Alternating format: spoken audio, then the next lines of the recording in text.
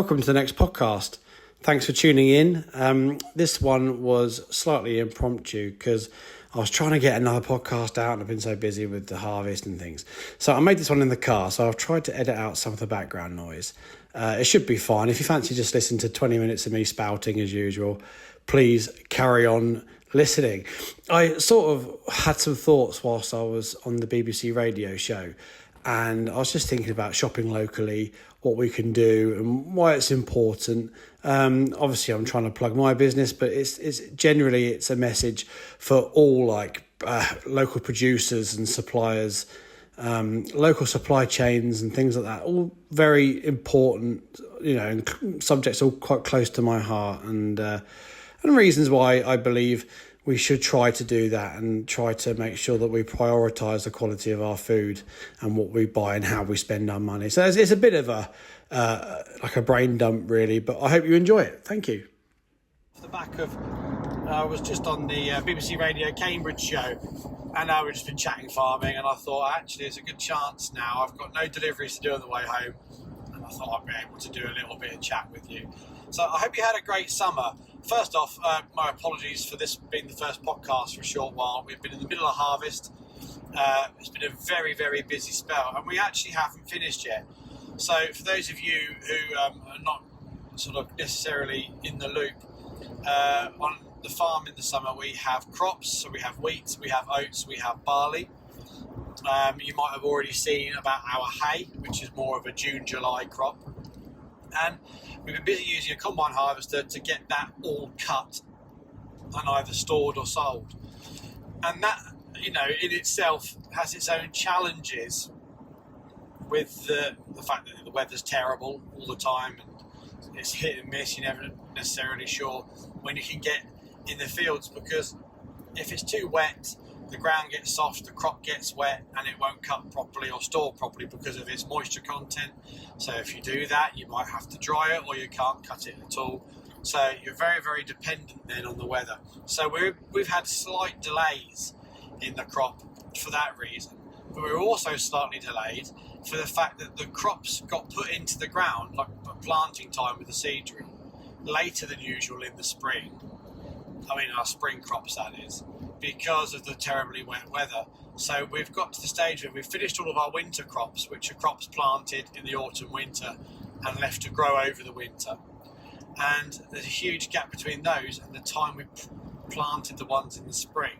So we've now sort of twiddling our thumbs a bit, waiting for those ones to be ready to cut. And so we're already late. And at the time of recording, I'm driving on the road and it's miserable and drizzly and horrible. And it already feels like autumn. So we're already sort of backed up, not sure where to go from here. So there's been that happening on the farm.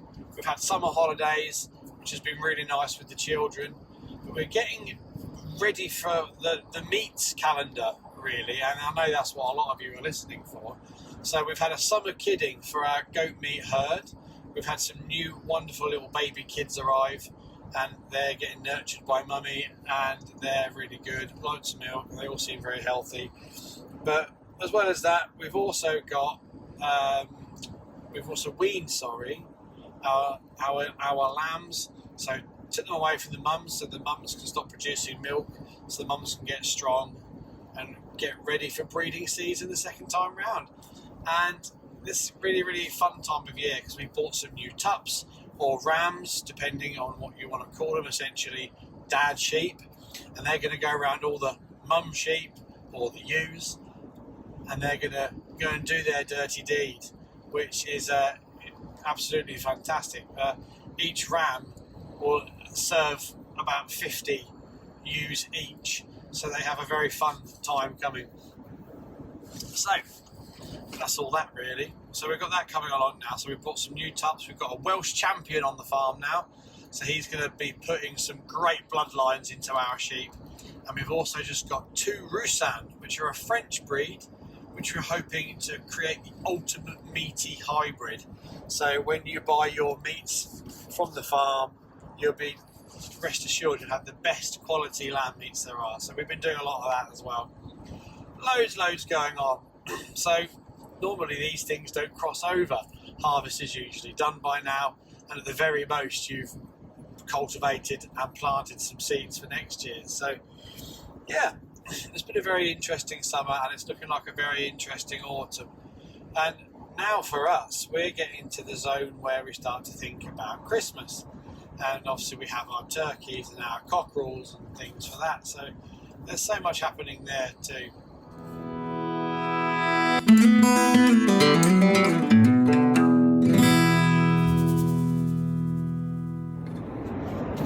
I was just on the BBC this morning, and we were chatting about farming, and that's the reason I was on. And it was really interesting actually, because the presenter, he said to me about our old shop at Cambridge and the fact that it's not open anymore. And he was saying, do you think a lot of that's because people now want to visit shops on farms? And that sort of put them off going to one in the city, and shops on farms, farm shops, or more of attractions. There might be animals there and other things. And that got me thinking, because I said back to him, I said that's a very important thing for farmers. Farmers are diversified and have been for years. And a lot of farmers are starting to wonder whether it's the right thing or not. Because for us, in a lot of cases, diversification has been very, very tough. It's had its real ups and downs. And part of you always thinks, well, if you hadn't done your diversification projects, e.g. like our butchery, our shops, our website, our glamping, would you have been any worse off if you'd have used that energy and investment in efficiencies on your farm?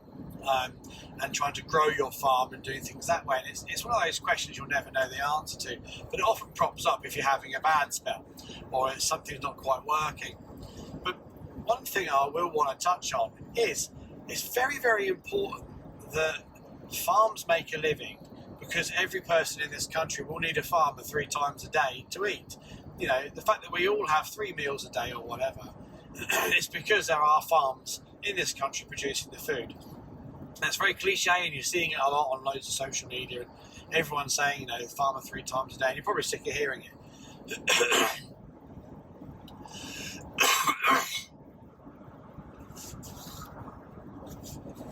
But the fact of the matter is, it's actually true. Now, what I will say is, as a farmer, we're not owed a living. And that's sometimes I appreciate that's how these things may come across.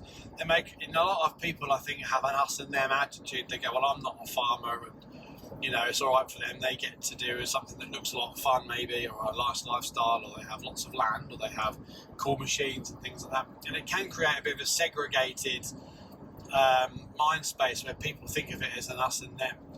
And I don't like the fact that a lot of farming is preaching to society to try and sort of, give us that living. We're not owed the living. In return, farmers have to make sure they're approachable, they're honest, and the quality is right and true. And when you buy from British farms, that's pretty much what you're going to be getting across the board. So when you use a farm like ours, a Radmore farm, you know that it's going to be myself and our family raising those animals to the highest quality standards that there's going to be anywhere. We do them, everything's hand reared without all machines, and it's all traditionally done. And it's really important that we try and spread the message of that so people can understand what we're trying to do. And I think that we're not owed a living, but we feel like we deserve a living for the amount of effort we put into the produce that we create. We are absolutely delighted and privileged to have the customers that we already have, and it's most likely you're the people listening to this podcast, and so I thank you with all my heart, because without you we wouldn't be able to be doing what we're doing and trying to change the whole landscape of food and farming. It's got to be give and take. We can't just be cross that people don't use the more independent local butchers or meat companies like ours. We've got to give them a reason to. And we do also have to understand that there is a crisis at the moment where people are struggling financially and don't see higher quality food, e.g. more expensive, as a priority to spend their money. They might rather spend it on something nice, or some presents, or a club for their children, or save it up for a holiday. Some people, don't want that priority. They do think to themselves, I'm quite happy with the quality I can get from a supermarket. It might not be the best. But really, it's the long-term cost of that we're trying to help people with. And like I've tried to say, this is not preaching, it's more just saying that I understand, because, penny pinching is something we have to do as a family too. But if you can get to the stage where everybody starts to use businesses like ours, small, independent, quality, local producers, then the price will start to match that aspect. Because the fact is, if everybody uses businesses like that, the businesses will become more successful, and they won't need to charge a higher premium for their quality products, because they'll be able to afford to sell them for less. At the moment, a lot of the problems is farming animals particularly, and crops, you're dictated the price to by the supermarket. So the farmer gets paid X for his or her produce, supermarket turn it into a product that you're going to be buying, packaged or whatever, and all of that money has disappeared in the middle. Also, supermarkets for years have treated food producers really badly, and they don't actually pay what things are worth. And all they're ending up doing is trying to drive you, the customer, into their stores by selling really meat at a loss, but not a loss for them. That's the key difference here. So if you use your local butcher, or you can use our website, radmorefarmshop.co.uk, you'll be not lining the pockets of huge corporations. You'll be keeping money in a local area, in a family, in quality, in husbandry of animals, to keep these businesses around. Because there's going to be a time where, if we're not careful, farms will become only large-scale, huge corporations, and they're the only ones that can survive, and we'll all be subjected to eating nothing but processed level junk, and that's just no good for the future of our families. We need good quality food, be it meat or vegetables, anything like that. Because when price is the only thing that you shop on, you actually overlook a lot of huge issues that have actually been caused by the fact that you're going to ask the question as to why is it so cheap? Has it been shipped halfway across the world? Has it got a carbon footprint? How can something be shipped halfway across the world and still be cheaper than something from down the road? These are the questions you have to ask, because it's not right. Deep down we know it's not right. But a lot of the problem is societal.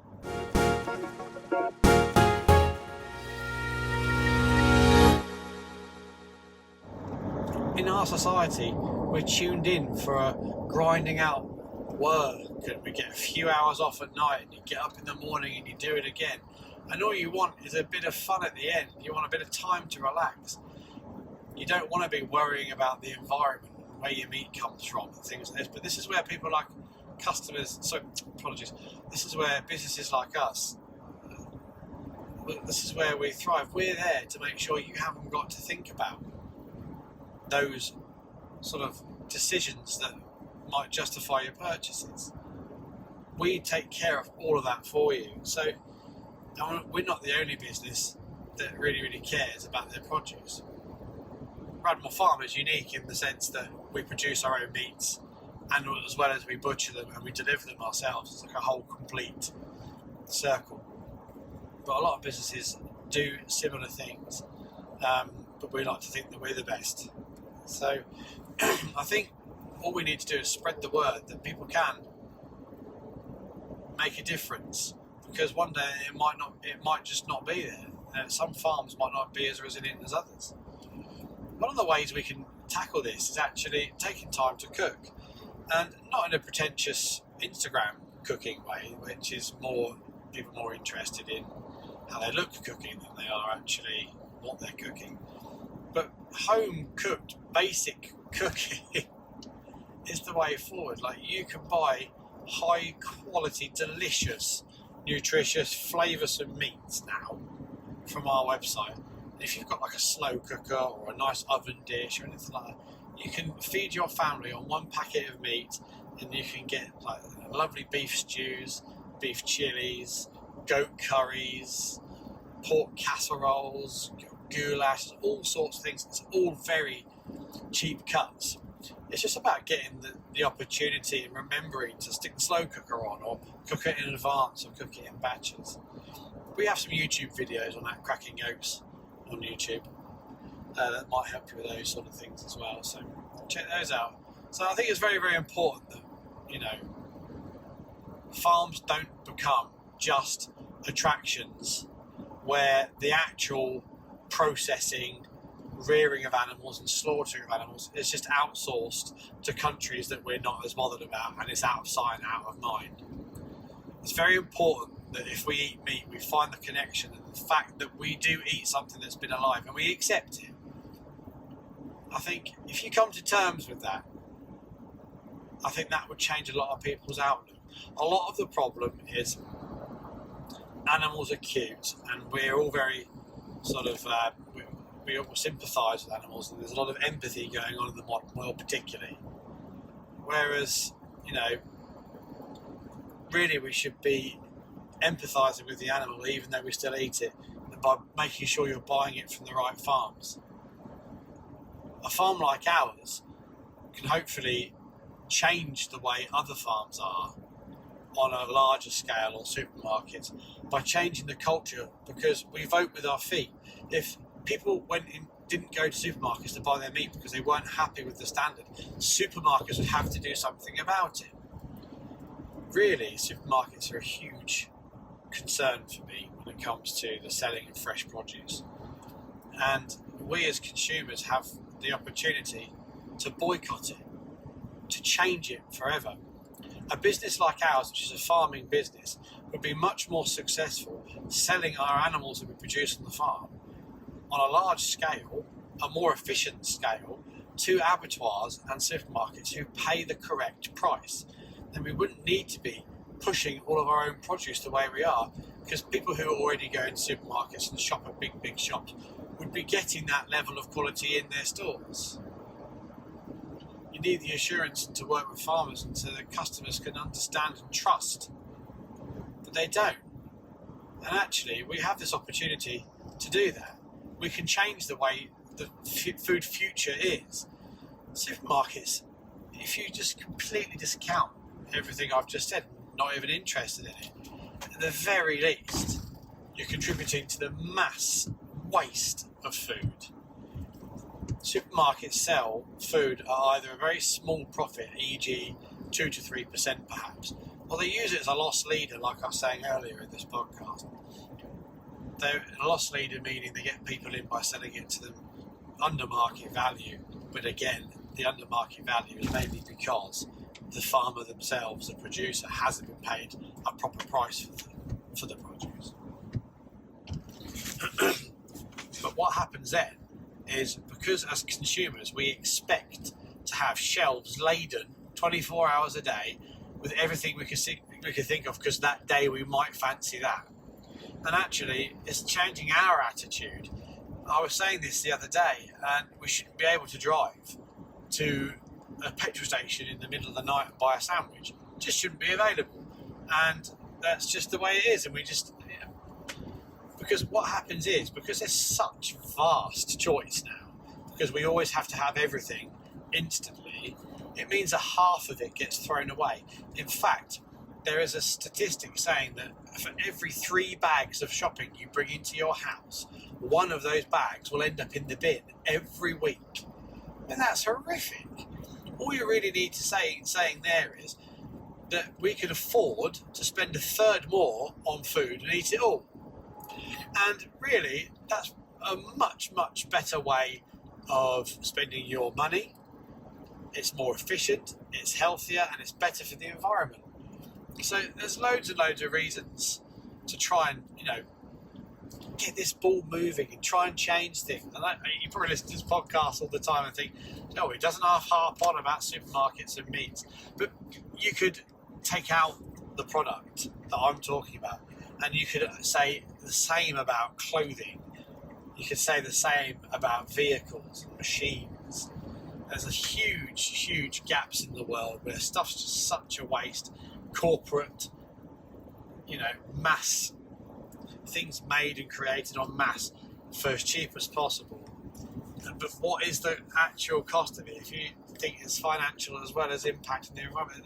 There's so much wrong with these things. So that was really what I was jumping on to chat about today. Just a very brief podcast today.